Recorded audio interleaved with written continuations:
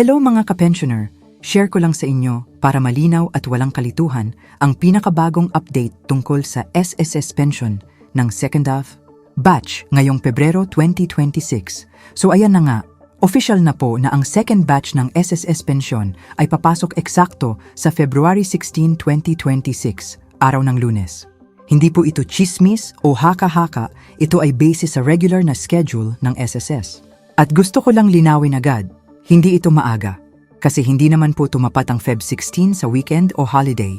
Ibig sabihin, normal banking day siya, kaya dun talaga ipapasok ang pension. Marami kasing nagtatanong, bakit hindi pumasok ng mas maaga?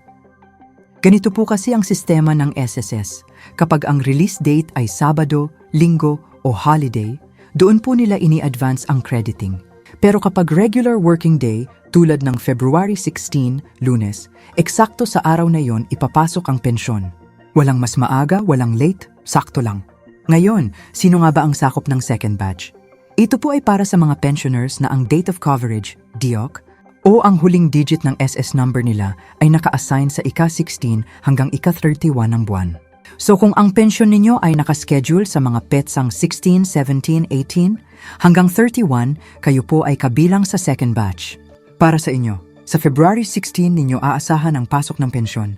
Pagdating ng Feb 16, automatic na po ang lahat. Hindi na po kayo pupunta sa SSS, hindi na kayo pipila at hindi na kayo mag-a-apply. Diretso na pong papasok ang pensyon ninyo sa inyong ATM o bank account o sa e-wallet kung doon kayo naka-enroll. Pwede nyo na agad i-check sa ATM, sa mobile banking o kahit over-the-counter sa bangko. Kung sakaling wala pa sa umaga, huwag po agad kabahan. Minsan po kasi na-delay ang posting ng bangko, kaya may iba na pumapasok sa hapon o gabi. Basta po sa loob ng araw na iyon, February 16, dapat pumasok na ang pensyon. At kung sakali mang wala pa rin kinabukasan, doon na po kayo pwedeng magtanong sa inyong bangko o sa SSS para ma-check. Kaya ulitin ko lang ha, ang Feb 16, 2026 ay para sa SSS pensioners ng second batch, DOS 16 to 31. Hindi ito para sa lahat ng senior at hindi rin ito para sa walang SSS pension. Kaya kung hindi po kayo sakop, hindi ibig sabihin fake news ito. Hindi lang po kayo kabilang sa batch na yon.